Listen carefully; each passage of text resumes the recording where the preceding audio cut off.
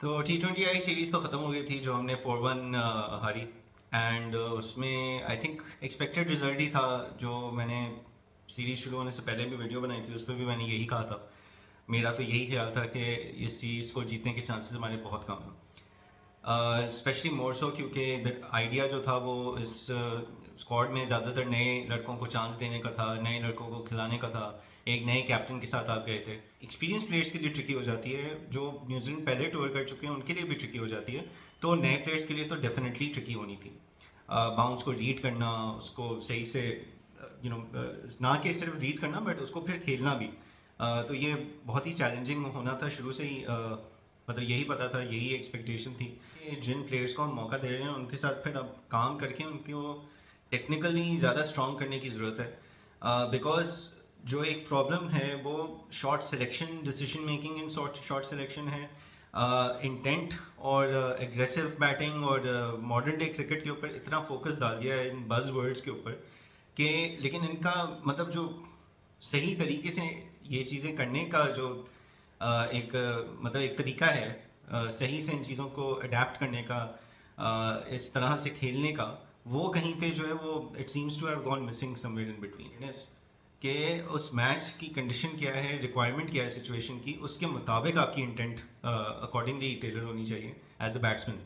And फिर जो दूसरा मसला जो मेरी वीडियोस में एक रिकरिंग थीम बन गया है बट जो अब अनफॉर्चुनेटली है वो यही है कि आपकी बॉलिंग जो है वो काफ़ी हद आपको मतलब लेट डाउन कर रही है। Specially when you look at senior bowlers like Shaheen.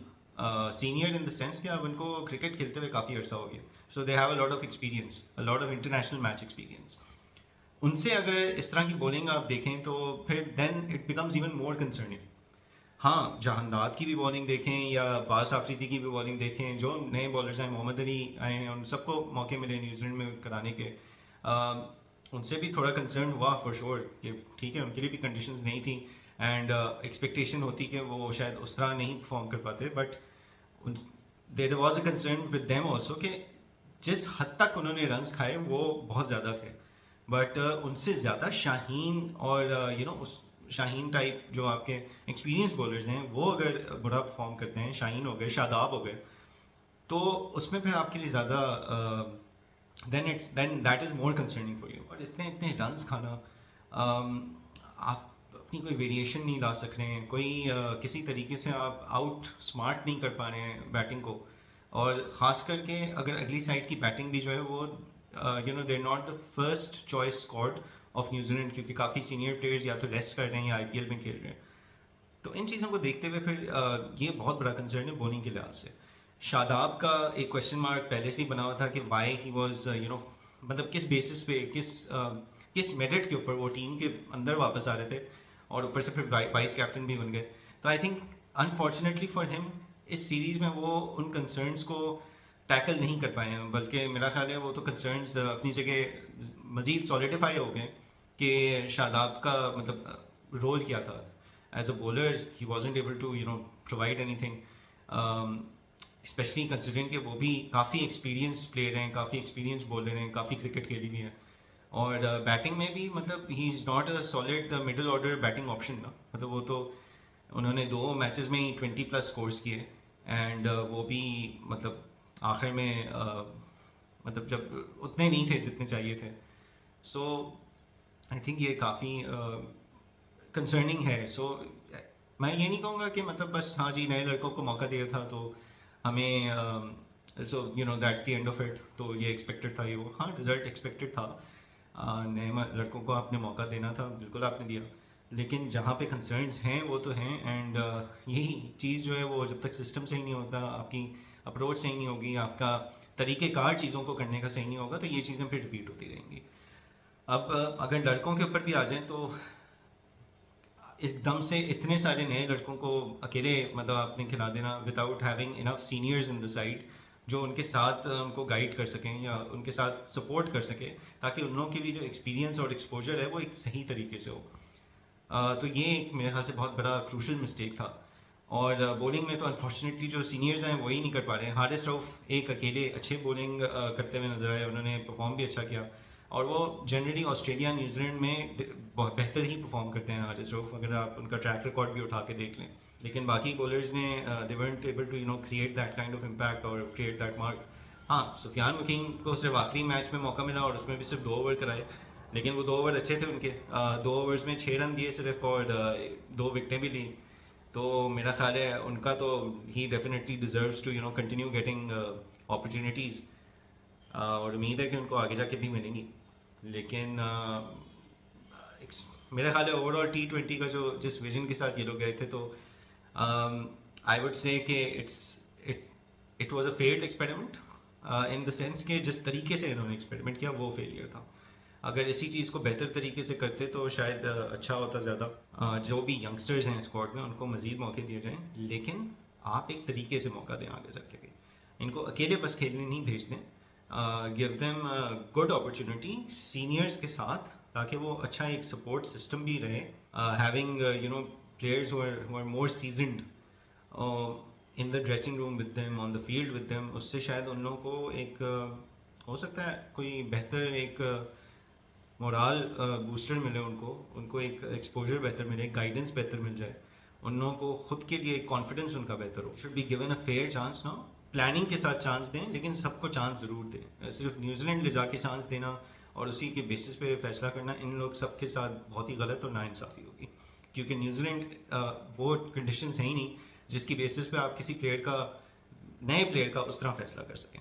तो ये तो थी T20 सीरीज़ जो ख़त्म हो गई, 4-1 हार गए हम। आज रात 3 बजे से वनडेज शुरू हो जाएंगे, और मैं यूट्यूब पे ही एक वीडियो देख रहा था, आई थिंक सनाउल्लाह जो जर्नलिस्ट हैं उनकी वीडियो थी गालिबन, और उसमें वो एक स्टैट मेंशन कर रहे थे जो वाकई में बड़ा हैरानकुन और कंसर्निंग और हाँ काफ़ी टेलिंग स्टैट है। Apparently, Pakistan has not won a single ODI against New Zealand in New Zealand since 2011. 13 years. नहीं सॉरी 2011, सो ये तो 14 साल हो गए। 14 साल से हम लोग कोई मैच ODI का न्यूजीलैंड में उनके खिलाफ नहीं जीत सके। तो देखते हैं क्या होता है, बट ये तो बड़ा ट्रिकी और कंसर्निंग स्टार्ट है। एंड इवन दो ODI में हमारी थोड़ी सी एक्सपीरियंस बेहतर है in terms of the players we have, फिर भी और न्यूजीलैंड की वो वाले एक्सपीरियंस प्लेयर्स नहीं है। इवन देन ये अगेन मैं कहूँगा ODI में भी it will be a tricky series for Pakistan, मुश्किल होगा। फिर वही पिच की वजह से, कंडीशंस की वजह से हमारे प्लेयर्स, इवन जो एक्सपीरियंस प्लेयर्स होते हैं वो जनरली इन कंडीशंस में बहुत रेगुलरली नहीं खेलते, तो इसलिए उन लोगों को भी अडेप्ट करना थोड़ा एक टाइम लगता है। और ये 3 मैच की सीरीज़ है सिर्फ ODIs की, तो देखते हैं क्या होता है। उम्मीद है कि शायद थोड़ा सा चैम्पियंस ट्रॉफी के बाद वनडे में एटलीस्ट होपफुली हम थोड़ा सा बाउंस बैक कर सकें, but let's see what happens. Openers भी वापस आ गए हैं स्क्वाड में, सो अब्दुल्ला शफीक भी हैं, इमाम भी हैं, तो कॉम्बिनेशन भी अब उम्मीद है कि बेहतर हो सकेगा मिडल ऑर्डर का भी। बट बॉलिंग में again I would say definitely आप नए प्लेयर्स को ट्राई करें, लेकिन पूरा नया बॉलिंग कॉम्बिनेशन ना रखें। आई थिंक नसीम को रखा हुआ है ODI में और हारिस को भी अपेरेंटली रिटेन कर लिया है, तो इन दोनों को साथ ना खिलाएं, लेकिन इनमें से किसी एक को डेफिनेटली बॉलिंग कॉम्बिनेशन में आप रखें, और सुफियान मुकीम को पूरा मौका दें ताकि वो खेल सकें और वहाँ पे फर्दर अपने आप को प्रूव करने की उनको अपॉर्चुनिटी मिले। मुझे नहीं पता कर सकेंगे या नहीं, लेकिन अपॉर्चुनिटी उनको मिलनी चाहिए टू फर्दर प्रूव हिमसेल्फ। और बाकी जो बॉलर्स हैं, मोहम्मद अली अभी भी होंगे स्क्वाड के साथ, वो ODI में पहले से अनाउंस थे। उसके अलावा मोहम्मद वसीम जूनियर का कमबैक हो रहा है, he is also a good bowler. Unfortunately मुझे नहीं पता किस वजह से वो काफ़ी टाइम से वाइट बॉल सेटअप का हिस्सा नहीं थे पाकिस्तान के, लेकिन I think in fact after the 2023 ODI world cup उसके बाद से उनको हमने देखा नहीं पाकिस्तान टीम के साथ, हालांकि उस वर्ल्ड कप में उनकी फिर भी बेहतर परफॉर्मेंस थी। I don't know, maybe बीच में शायद इंजरी का भी कुछ था इशू, और फिर उसके बाद फिर T20s में शायद उनको नहीं मौका मिला था। But let's see, I think interesting series head, dicey series, tricky series, लेकिन जो है सो है। उम्मीद है कि हम थोड़ी बेहतर परफॉर्मेंस कर सकें और ये एटलीस्ट ODI में we are able to put up a good fight और अच्छे मैचेस खेलने देखने को मिले।